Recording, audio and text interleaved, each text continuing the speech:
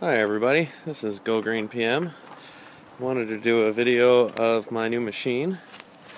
It's a Thomas 153 skid steer.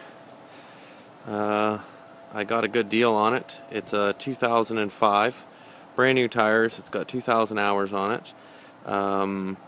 It came with a bucket. This is the bucket here. It's in good shape. And then it came with a set of forks. You can see the fork sitting there, but what I've done is I had an old snow blade for my truck, so I took the old snow blade, took the mount off. You can still see one of the mounts underneath my truck, and then took the mounting plate off of that, took 1-inch solid steel bar, welded it all the way along this seam to this back bar here. Now it can rotate up and down because it's just fed in through these holes in the ends, and then these are actually pegs for a bike, but that's just stopping it from going in. And then just ran a chain up from there down to the blade.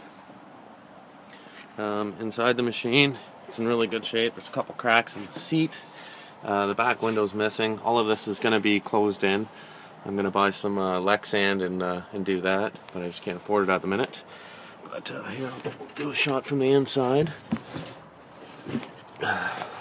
So you have, up in the right hand corner, you have your fuel, your hour meter, your key, and then this is your control panel. This is like hydraulics.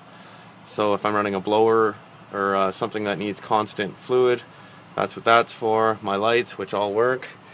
Then down on I have left and right for the outputs here. So when I put the cylinder on to make the blade turn, and then horn, and then high flow and low flow.